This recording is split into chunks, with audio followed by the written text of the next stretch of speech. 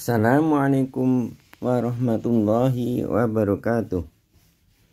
Bismillahirrahmanirrahim. Di sini akan kami kisahkan tentang kisah Sa'labah. Siapakah Sa'labah itu? Di zaman Rasulullah masih hidup, ada sahabat yang bernama Sa'labah. Hidupnya sangat miskin dan kekurangan. Namun Sa'labah terkenal sebagai orang yang taat mengerjakan sholat berjamaah bersama Rasulullah serta sahabat lainnya. Setelah sholat berjamaah di masjid, siang itu Rasulullah menghampiri Sa'labah yang tergesa-gesa hendak pulang tanpa membaca wirid dan berdoa terlebih dahulu. Sa'labah, mengapa engkau tergesa-gesa pulang? Tidakkah engkau berdoa terlebih dahulu? Sa'labah menghentikan langkahnya dan berterus terang kepada Rasulullah. Wahai Rasulullah, kami hanya memiliki sepasang pakaian untuk sholat dan saat ini istriku belum melaksanakan sholat karena menunggu pakaian yang aku kenakan ini. Kami sangat miskin ya Rasulullah. Jika engkau berkenan, doakanlah kami agar Allah menghilangkan semua kemiskinan kami dan memberi rezeki yang banyak. Rasulullah tersenyum mendengar penuturan Sa'labah. Lalu beliau berkata, Sa'labah sahabatku, engkau dapat mensyukuri hartamu yang sedikit. Itu lebih baik daripada engkau bergelimang harta, tetapi engkau menjadi manusia yang kufur. Nasihat Rasulullah sedikit menghibur hati Sa'labah, karena sesungguhnya yang ada dalam benaknya adalah ia sudah bosan menjalani hidup yang serba kekurangan.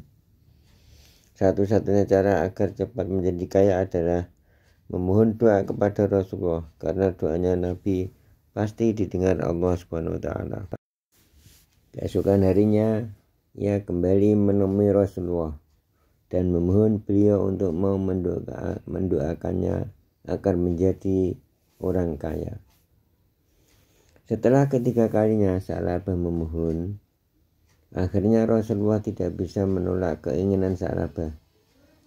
Beliau mengadakan tangan ke langit dan berdoa, Ya Allah, limpahkanlah rezekimu kepada Sa'labah. Kemudian Rasulullah memberikan kambing betina yang sedang bunting kepada Sa'labah. Peliharalah kambing ini baik-baik, pesan Rasulullah.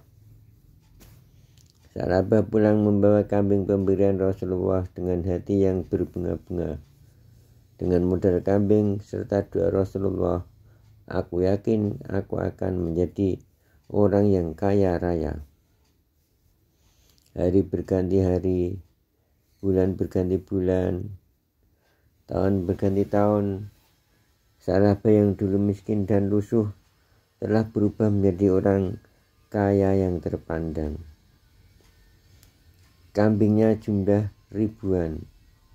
Di setiap lembah dan bukit terdapat kambing-kambing Sa'labah, sehingga Sa'labah lupa untuk beribadah kepada Allah, lupa untuk datang ke masjid, untuk sholat berjamaah.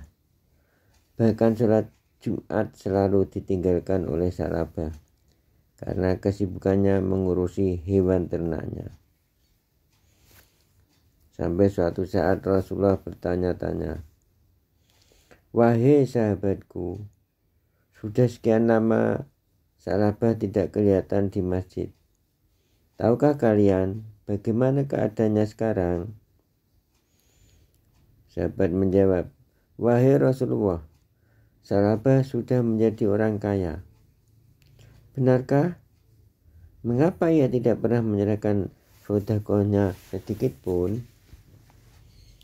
Setelah Allah menurunkan ayat tentang kewajiban zakat, seluruh umat Islam di Madinah tak terkecuali Sa'labah berkewajiban membayar zakat. Dua utusan Rasulullah menemui Sa'labah membacakan ayat zakat. Kemudian setelah dihitung dari seluruh harta kekayaannya, ternyata memang banyak harta Sa'labah yang harus diserahkan kepada sebagai zakat. Tak disangka Salabah mukanya berubah merah. Ia berang. Aku bisa rugi. Kalian pulang saja. Aku tidak mau menyerahkan hartaku. Harta ini saya cari dengan membanting tulang dan memeras keringatku sendiri. Kedua utusan Rasulullah kembali menghadap Rasulullah dan menceritakan semua perbuatan Salabah. Beliau bersedih telah kehilangan seorang sahabat yang dulu tekun beribadah ketika miskin. Namun setelah kaya ia telah terpengaruh dengan harta kekayaannya. Sungguh celaka Salabah. Celakalah ia. Kemudian Allah menurunkan ayat 75 dalam surat At-Taubah. Celakalah engkau Salabah. Allah telah menurunkan ayat karena perbuatanmu, kata salah seorang kerabat Salabah. Salabah tertegun. Ia baru sadar bahwa nafsu telah menguasai dirinya. Kini ia bergegas menghadap Rasulullah dengan membawa zakat dari seluruh hartanya. Namun Rasulullah tidak berkata apa-apa kecuali hanya sepatah kata. Sebab kedurhakaanmu, Allah melarangku untuk menerima zakatmu, kata Rasulullah. Rasulullah mengambil segenggam tanah lalu ditaburkan di atas kepala Salabah. Inilah perumpamaan amalanmu selama ini, sia-sia belaka. Aku telah perintahkan agar engkau menyerahkan zakat, tapi engkau menolak. Celakalah engkau Salabah.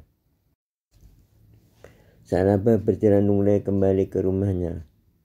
Hari-hari dalam hidupnya hanya dipenuhi dengan penyesalan yang tiada arti. Sampai suatu hari terdengar kabar Rasulullah telah wafat.